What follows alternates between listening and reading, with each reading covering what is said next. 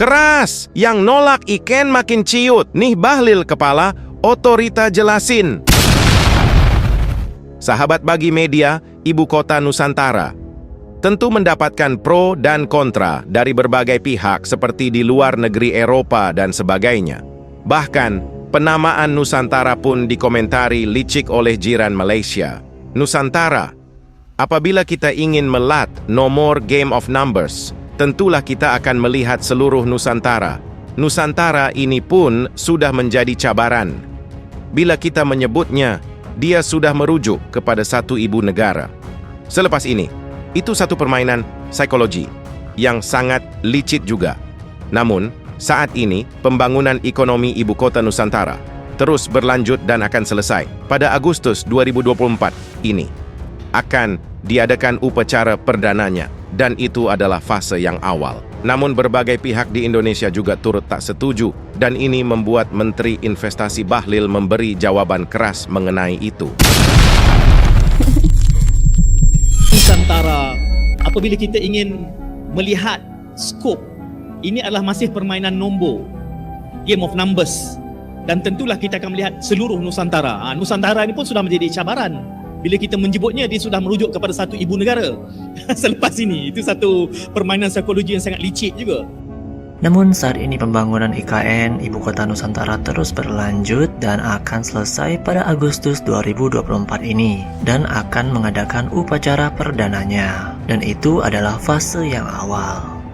Tapi berbagai pihak di Indonesia juga turut tak setuju, dan ini membuat Menteri Investasi Bahlil memberi jawaban keras mengenai itu.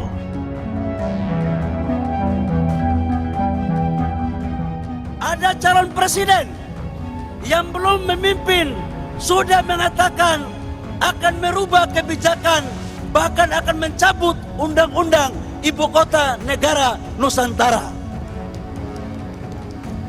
Katanya menurut versi dia, ibu kota Nusantara yang ada di Kalimantan itu adalah bentuk bukan untuk mewujudkan pemerataan, tapi itu hanya untuk melahirkan ketidakadilan.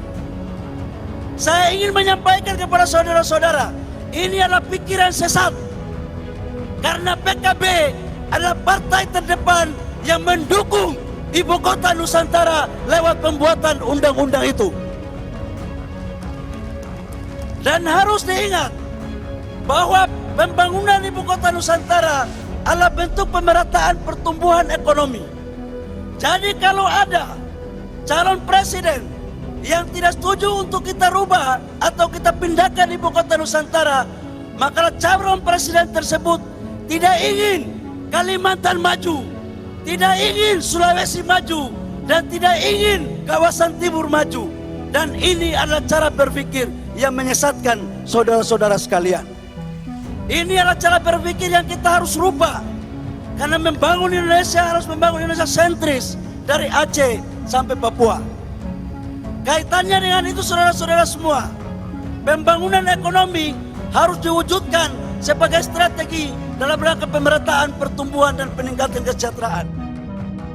Kepala Otorita IKN juga menanggapi pernyataan Anies. Ia menyebut pembangunan IKN adalah milik kita bersama, yang tentunya akan memberikan manfaat kepada semua pihak. Hal itu disampaikan Kepala Otorita IKN Bambang Susantono usai diskusi membahas IKN sebagai jembatan masa kini dan masa depan di Media Center Maju. Memang milik kita bersama, jadi kita inginkan bahwa semua ini tentu akan memberi manfaat kepada semua pihak. Gitu, karena Nusantara didesain sebagai kota untuk semua. Nah ini menariknya teman-teman semua, di IKN ini kan semua konsep baru kita bisa coba. Ya, kita bisa coba nih, dan insya Allah akan memberikan yang terbaik. Karena kalau kita mulai dari kota yang sudah ada, sudah ruwet, itu akan lebih susah kita membangun dan menerapkan konsep-konsep baru.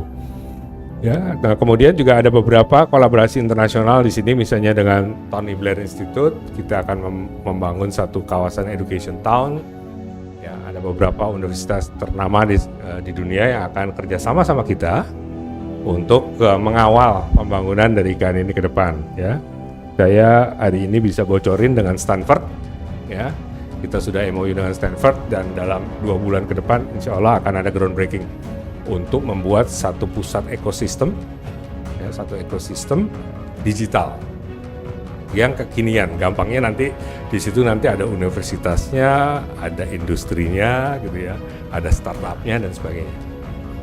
Jadi ada satu community yang kita bangun, community talent digital. Dan ini baru hari ini saya bocorin nih. Tadi saya minta izin sama Pak Anin Bakri. Pak Anin, boleh nggak saya bocorin? Boleh katanya. Insya Allah 2 bulan ke depan kita groundbreaking untuk satu tempat, satu institut di mana kita punya ekosistem untuk para talent digital. Istilahnya para digital nomad kan, yang jago-jago itu generasi ya milenial, generasi Z segala macam, bisa kita berikan satu tempat di sana di IKN Nusantara. Ya. Nah, 2045 ya bayangin ya, jangan kita bayangin ini 2025, 2030, ini 2045 nih. Insya Allah saya masih bisa lihat. Gitu ya. Tapi teman-teman di sini nih nanti bahkan anaknya itu nanti yang akan menjadi owner, menjadi pemilik dari Kota Nusantara ini ke depan. Ini data kami dapat dari Kementerian PUPR, ya. Ada yang disebut batch 1. Batch 1 itu adalah kontrak-kontrak yang memang sudah dimulai dari sebelum bahkan 2023 sebelum kami beroperasi ya. Nah, kita lihat misalnya untuk Istana Presiden ini kalau mau seeing is believing datang ke sana lihat gitu. Kalau enggak di YouTube udah banyak sekarang. Semua orang bisa ngambil gambar gitu kan. Kemudian Sumbu Kebangsaan di mana nanti kita akan upacara insya Allah 17 Agustus itu sudah mendekati 100%. Nah, saya bocorin lagi nih, ada satu baru nih. Di Sumbu Kebangsaan nanti akan ada satu Memorial Park. Memorial Park itu tempat di mana kita melakukan misalnya penghargaan kita kepada para pendiri Republik, pada para pahlawan dan sebagainya. Biasanya kan kalau di Jakarta kalau ada kunjungan tamu negara akan membawa bunganya terus ditaruh biasanya di mana? Taman Makam Pahlawan. Di sana di mana? Belum ada yang jadi pahlawan nih. Saya juga nggak mau jadi yang pertama kan. Di TMV. Jadi kita bikin Memorial Park. Memorial Park itu nanti akan ada patung Soekarno dan Hatta, bapak pendiri kita. Nah ini rekan-rekan semua kalau nanya berapa hotel, berapa rumah sakit, berapa pendidikan, energi, transportasi dan sebagainya. Ya. Kalau kita lihat misalnya hotel, ini kita sudah ada 6 hotel, termasuk satu yang kemarin di groundbreaking. Terus kalau teman-teman tanya ke saya, cukup nggak? Enggak. Kita masih kepengen, nah melalui kesempatan ini juga, kalau yang mau pada invest di hotel-hotel, terutama bintang 3 ke bawah ya, kita lagi butuh nih. Gitu. Silakan mengajukan proposals untuk membangun hotel-hotel yang mungkin stratanya, karena ini semua hotel bintang 5 dan 4 gitu ya, boutique hotel dan sebagainya. Mudah-mudahan nanti kita punya hotel-hotel bintang 3 yang melengkapi ekosistem. Hunian ini adalah apartemen-apartemen, ada 5 sekarang yang sudah groundbreaking. Ya, ini di luar hunian yang dilakukan oleh Kementerian PUPR dan juga yang melalui mekanisme KPBU atau PPP. Infrastruktur dasar ini menjadi pemicu untuk masuknya investasi yang lain. Apakah dari sektor pemerintah ataupun dari swasta. Kalau dari sektor pemerintah sekarang kan sudah ada beberapa kantor yang sudah mulai membangun ya. Misalkan Polres, Kodim, kemudian BI, OJK, LPS itu sudah mulai membangun ini. Ya, prasarana kantornya.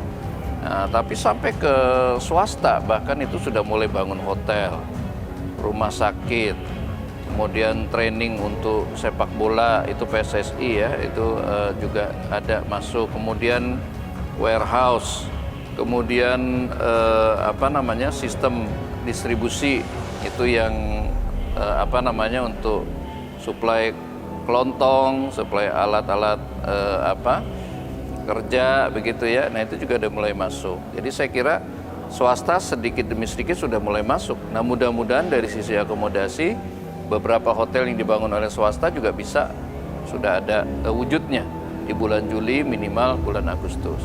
Tapi pemerintah sendiri kan sudah menyiapkan skenario misalkan dengan hunian untuk ASN-nya. Ya. Itu kan sedang Yang dibangun. menjadi Nanti ada tantangan 12 juga. tower. Kalau pekerjaannya kan sudah ada. Kalau hunian pekerja sekarang sudah ada ya. Kalau untuk ASN-nya sedang dibangun, ya mudah-mudahan di bulan Juni atau Juli itu kita sudah punya 12 tower itu untuk ASN kita. Salah satunya Kementerian PUPR, apakah ASN ini juga akan pindah begitu Pak? Iya, Sudah ada Pak- prediksinya? Pak Menteri kan sudah declare itu, saya akan jadi menteri pertama yang akan berkantor dan tinggal di IKN. Dan gitu. pastinya harus didampingi juga oleh ASN Kementerian PUPR begitu ya. Kalau kita memang secara organik memang sudah tersebar di seluruh Indonesia ya, karena kita punya balai-balai ya.